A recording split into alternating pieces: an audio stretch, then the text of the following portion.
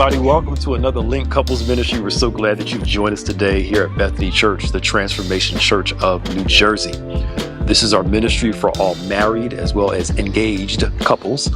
We're so glad that you've joined us this evening. Do us a favor and share this if you can. Tag somebody, get somebody on. We hope that these particular lessons are a blessing to you. I can talk today. Are a blessing to you.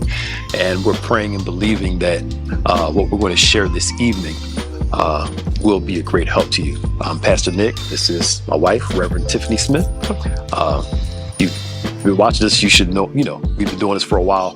If you haven't, your first time watching, please type VIP in the chat. And we just say welcome.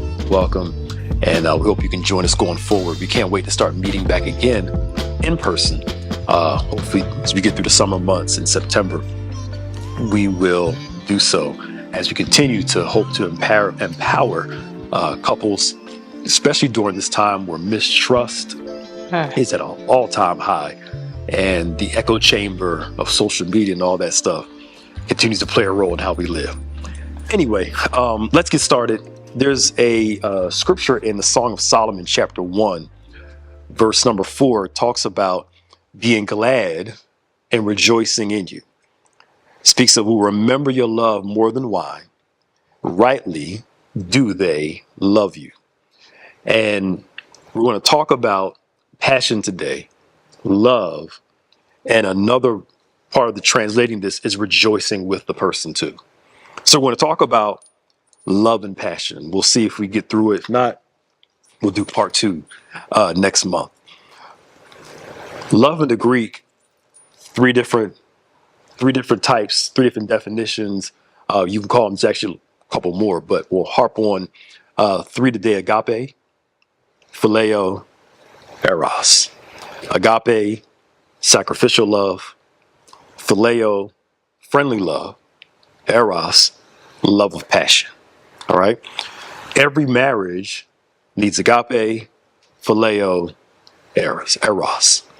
Sacrifice, sacrificial love, where you do what's needed for the person, not always what's wanted, but what's needed. Agape. Sacrificial, phileo, friendly. There should be a friendship in the relationship. Mm-hmm. We believe that the best relationships are built on friendship. Eros, passion. So sacrifice, friendship, passion. And this is where I just introducing this, we'll jump into the discussion part. The first 2, agape and phileo, feed the third, passion. Oftentimes, and my wife's a therapist, so you can jump in here and take off with this. We see people leading with the third one, which is passion, and then hoping for the friendship, hoping for the agape and the sacrificial love. And when you put the cart before the horse, the intimacy, the passion, the desire before the first 2, you're building a relationship on a house of cards. Because a relationship, it cannot survive on passion alone. This is not a Lifetime movie. This ain't, I'm not trying to get over Lifetime, but you get what I'm saying. This ain't y'all rom-coms that y'all love so much. This is real life. Passion's supposedly, absolutely passion's a part of the relationship. Mm-hmm. But a relationship cannot thrive on passion alone. Mm-hmm. Go.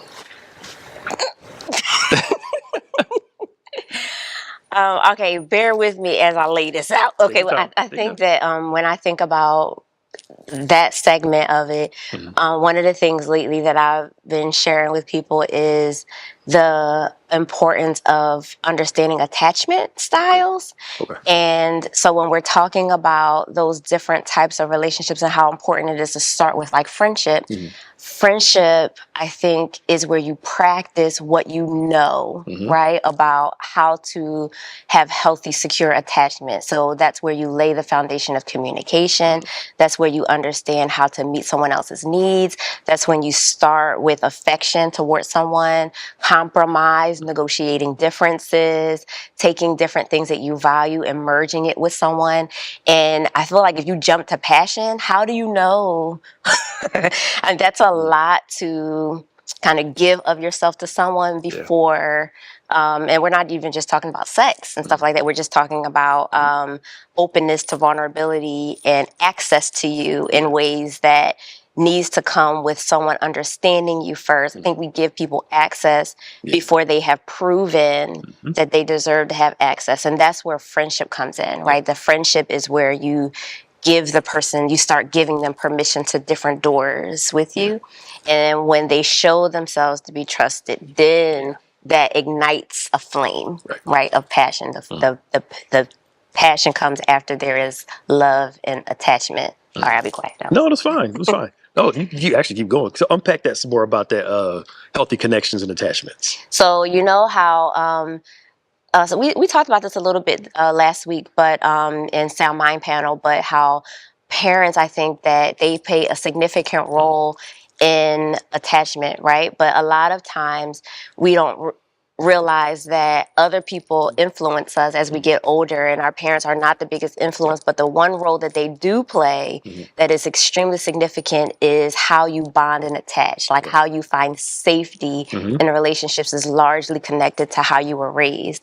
And so attachment styles, you can kind of see how people attach based on their relationships with their parents or lack thereof. And until someone learns how to address where they have issues with attachment, such as disorganized attachment, I ain't gonna go through all that. You bringing it up, you gotta explain it. Unhealthy or anxious attachment. Some people can basically understand this by saying it, right? Like anxious attachment, attaching to people with anxiety about being abandoned by the person based on how you were raised. Whatever, but yeah, just take your time through this. Don't assume they know. All right. Take your time, slow down. Yeah. So, such as, I'll give one example, anxious attachment. So, if someone has like an anxious attachment style, usually if they were not raised with healthy attachment with parents, they get into relationships with individuals and they fear abandonment, right? So they cling very closely in hopes that the person will love them and do things even if it's inappropriate or against their values, to keep people in this fear of being abandoned, right? So if you have that type of style, it's important to address that first, and that way you have healthy friendships with people, and that helps relationships build into healthy passions, right? Because I think there's a difference between what you're talking about, like the rom-com, type of attachment versus real attachment, real secure, healthy attachment, where there's safety and vulnerability, and the person can connect in friendship. Like friendship requires time and circumstances where it's proven, and that starts from what you were sharing, and from a biblical perspective is, that access has to come from the person being whole and healthy. Yep, that's good. And so really it's our motive for being in a relationship. Yeah. Like with the anxious attachment, that I don't want to lose this person, so I'm willing to do some stuff, even if it compromises me, to make this person happy. But the problem is you don't recognize you're actually losing you in the process, and you still don't get what you want because I say it often: forced love is not love. And I'm all for, in the right relationship, you being super sacrificial, doing stuff, because there's a benefit with the right person. Don't reciprocate that. Yes. But sometimes we have people, and I know in some of my sessions, I've talked to people, they're doing something with the hopes that the person will respond. And then they're disappointed that their actions aren't producing a response. Say that. That's because you're sowing into the wrong vessel, hoping for, you're hoping for a fantasy. But you know what's crazy about us? And this is sidetracked. We will do everything we can to get a love that we can't have, and reject a love that's given to us just because. We don't trust that. It's almost like if I don't have to fight for it, I don't want it, I don't believe it's true, it can't be true. It's only real if I fight for it and the person finally acquiesces and gives up. Who grew up saying, I want to get with somebody and make them love me until they finally give in? It's how they were raised, right? A lot of it is that is related to how someone grew up, right? Sure. Dad that was absent, for example. So if I can get, love from a man, then it proves that it's not me. I'm not the problem. See, I was able to get him, and I'll fight to prove that I can get someone that, and fight for it. Yeah. But that goes again to sewing into you first, right? And understanding where that faulty, dysfunctional attachment style comes from. Yeah. Because if you can address that, then you go into relationships with a healthier mindset, that I'm not going into it looking for you to pour into me, right? That's an asset, great, but I go into it whole and with a healthy mind about attachment. Right. My mind is going through as you're talking through so many different scenarios, you're bringing up stuff so it's like we want to work on the passion first without working on the connection first. When, like we both said earlier, we work on the connection, make sure that's healthy, then healthy passions will be produced. Yeah. But what amazes me about some people? How can I say this? They'll give the person their body, but won't tell them their age.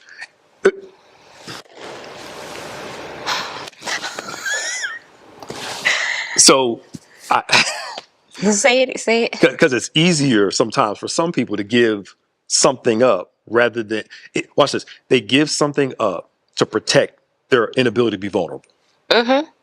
So if I don't feel like I have much to offer, I'll offer my body, because if you get to know the real me, you may not want me. And both men and women do this. So if I can trap you with things and with these things, by the time you get to know me, you won't run off because you'll be so attached to this. You won't tell you your weight size, but you'll say this. You won't say the logical things that, I'm getting in trouble tonight. The logical things that just, the things that you would logically should protect more, we openly give away. And the things that we should be able to freely trust with, because again, sometimes it's easier to give things, to give your body, than it is to give your heart, your mind, and your emotions. But because we think they're detached, when they're really connected. I know I'm rambling, but safe, healthy connections and trust will give the person the ability to reveal things. You know what I'm saying? Will give themselves, I can trust you with me. Now that's scary for a whole lot of people, because we want the passion without the trust. But passion dies where there is no vulnerability. It doesn't have any weight to it. Vulnerability, openness is what helps increase my passion for said person. Because if I trust you, I feel like I can give you more of me.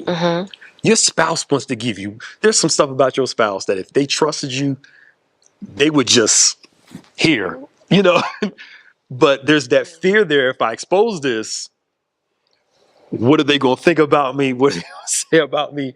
And we forget how trust and passion in the long term go hand in hand. Like you said earlier, healthy attachment, healthy trust produces more passion for the person. I feel like we're in the deep end of the pool now.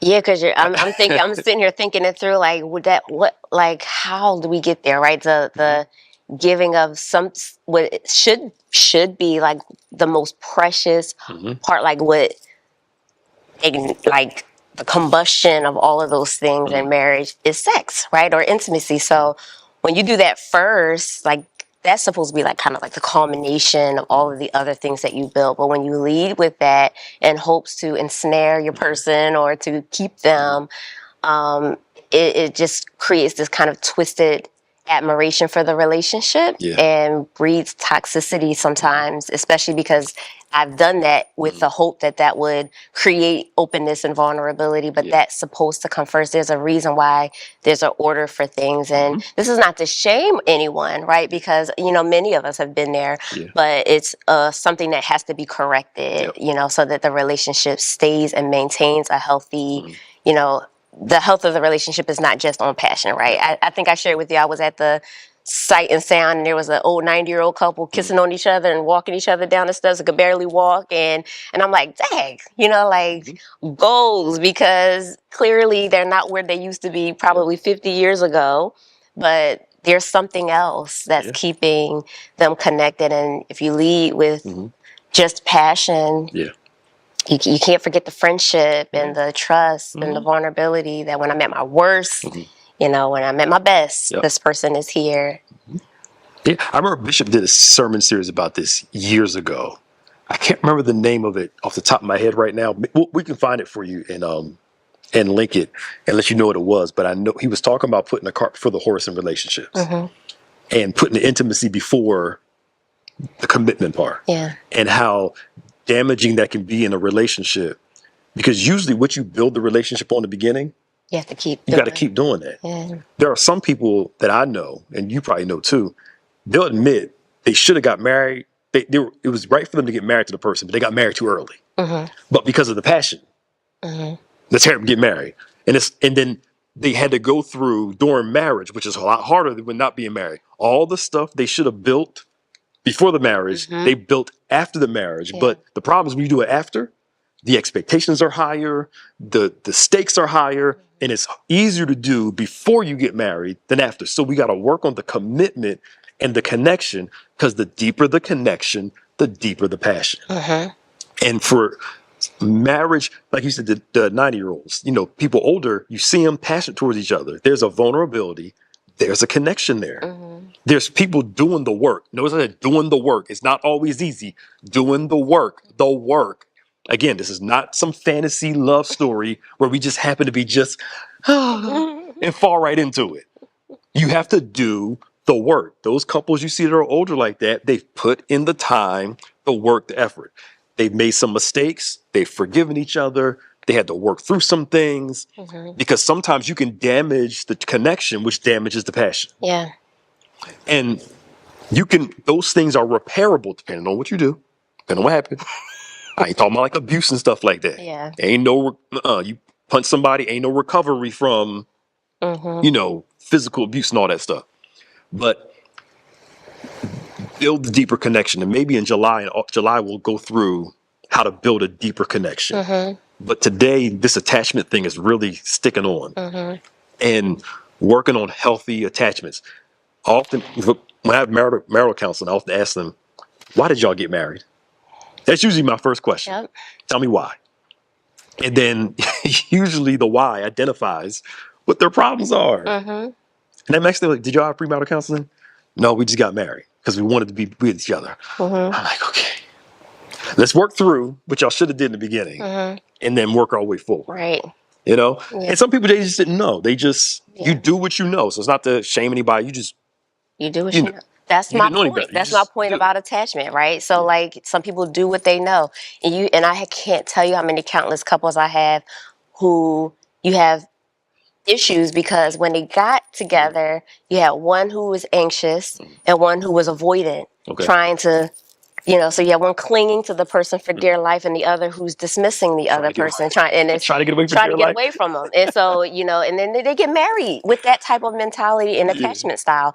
And 15 years later, you got one that's still clinging to dear life and the relationship is almost unsalvageable. And you got the other person who's like, I want out, and is still avoiding. And so it's just like, how come what made you get married to this person? You don't want to be with them. And this person's clinging for dear life. And it is important that you address those things and build something. And that's why friendship is so important. Because if you can get that in the beginning, because there are people with very different attachment styles when they first meet. But if they learn how to trust, right, and work through those things with someone like, I'm definitely a words of affirmation person. I know you're acts of service, so it's like, how do I meet your needs in a way that you find safety with me and vice versa. And then you can find secure attachment based on that friendship. And that can help people figure out how to work together and build something based on the foundation being clearly healthy in the beginning. But when we do it, like you said, the cart before the horse, and we go with passion and then work our way into figuring out how to be with the person, it makes unnecessary problems. It's not that you can't work through it, but it's harder. It makes things a lot harder. Because it really clouds your judgment. Yes. When you lead with passion first. Clouds your judgment. Yeah. We got to close this thing off. We've been talking for a minute.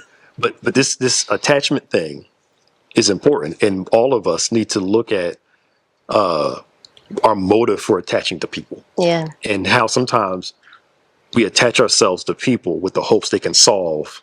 So like what's the person that holds on? What's it called again? Anxious attachment person is hoping that if I grab them and they stay, it validates something about me. And if you avoid me, say you miss my phone call, now you don't like me, you hate me, you run down the list of you don't want to be around me. The person's like, no, my phone was just in the other part of the house, and I just got to it 15 minutes later. But in their mind, you don't care, you don't love me, you don't, and they go off, and then it's like, oh, okay, sorry. That something we talked about the other day for ourselves. That recorder is playing behind us. And we don't realize how we interpret life based off our own attachment issues. That if I feel abandoned, if I don't feel loved, if I feel insignificant, if I feel like insecure about something, I'll push everybody away to get mad when they don't want to be around, or I'll hold on too tight to eventually the person's like, I can't breathe. I got to get out of here because you're just, it's like, there's got to be a freedom. But marriage really makes you work on you if you're paying attention to it. Absolutely. And I think, again, we go back to, I love this person. They love me. Let's get married, and never consider that marriage is a revealer. The good and the bad in you. And you got to do the work and work through your own issues so you can be better for yourself and better for each other. Yeah. If you can accept that, if you can accept there are things wrong with me and trust the person to share those things and build something with them, that is what keeps the fire in marriage going over time. Because you're right, it's a revealer, and as time goes on, the more of you is revealed, and you change over time. So your vulnerabilities, your hang-ups, the things you're holding on to, things from the past, it all comes out. And if you don't trust your partner to be able to reveal those things and find safety with them, then it kind of kills that passion. It starts to, but passion, how you get to 50, 60 years of marriage is by continuing. Happily married. Happily, yes. Qualified, yeah. And be happy is that you really trust the person and you want to be around them for safety. And and the friendship continues to grow over time. Yeah. So we'll close this off and we'll get more into it next time. But if you have, which all of us do, have some form of unhealthy attachment issues, some form. We all got issues. Nobody's perfect. We all got some. And relationships of any kind reveal that. That's an opportunity for us to work on us, but also, watch this, y'all. It's an opportunity if with a loving person that's with you, a loving spouse, a caring spouse, you can actually grow together while you're working on being vulnerable with yourself and each other. But the other person has to be a safe space. So watching your facial expression, watching your mouth. I was thinking about it, and I heard how can I say this? Women are taught how to deal with their issues better than men are. Y'all can process and work through stuff. Y'all get hurt, still open up. Most men, we get hurt. We aren't taught how to process our feelings. We shut down. So for a man can, if a woman's not careful, he can say, I don't feel loved in life. She'll take it personal. What do you mean my love ain't enough? But he does not articulate it. What he's really trying to say, when I was growing up, this person didn't love me and I feel insignificant. I don't feel valued. Yes, you love me, but I don't feel loved because of this. She'll take it personal and go off. I just don't, it just, and then he'll shut down because of her response. Vice versa. A woman will open up, he'll try to be quick to fix it and not show much empathy and not show much care. And then she'll say, well, you don't care about me. Like, I do care about you. I tried to fix it. And she's like, no. But again, she didn't articulate. Both people take them blame. On the other side, the man has some fault too because he didn't articulate it. She, instead of saying, hey, I need to talk to you about something. I need to vent. Will you just be a listening ear to me and comfort me? Right? So when you do that, ladies, and he doesn't respond, and he just holds you, hugs you, and tells you he loves you, don't get mad at him because if he starts talking, he's gonna fix it. So you have to be understanding of where both people are, right? And understand that everything the person saying is not an indictment against you. But also those who are going through the pains of vulnerability have to articulate what you want out of this too. And what you clearly desire from that person, both sides, so that it can be a growing experience for both people. Because you want each person to be a safe space. All right. Anything you want to say before we go? Man, I mean, I could go on and on, but I was just, but the It's last, hot here too. These lights are so cool. the last thing I was going to say though is that like there has to be intentionality there, and there needs to be some change, because when you're sharing certain things and you're being vulnerable and the other person is trying to be there, I think it gets exhausting and frustrating when they're trying to help, right? Or you're trying to share and you just keep like two ships passing in the night, like we're just missing each other. And it could just be attachment styles are different, communication styles are different. But in order for there to be passion, there needs to be like, if I'm trying to be a safe place for you, let me be, you know. But if you treat me like other people in the past that have hurt you and you are disconnecting from me and you're dismissive and avoidant, then it can be frustrating. I'm sure there are people who are listening there saying, I've done that. I've tried to be there. I tried to be a safe place. And this person is still stuck in whatever patterns they've had in the past, which can be very frustrating. So, I mean, we have to continue to talk about that, I think, on how to build that from there. We could talk about it more and not take it personally that it's not necessarily always your fault. Right. Now, if you threw a hand grenade out there and the person don't trust you now because you mismanaged a vulnerable moment, you got to take some ownership of that. But if you didn't, and not based off your view, but it's partially their view. It's hard. Right? Because we always think we do everything right until the person brings it up. You know, until our feelings are hurt, then feelings are valid. But anyway, that's a whole other story. Understanding that some stuff isn't personal against you. It's just what the person is dealing with. You know, it started way before you. It was there before you. It ain't start with you. So, and learning how to help the person navigate that. But anyway, we can go on and on. This is happening when you get a preacher and a therapist, because she's both. So, you know, together we start talking about all this heady stuff. But we hope you enjoyed it. Hope you learned something from it. Please share this if you can.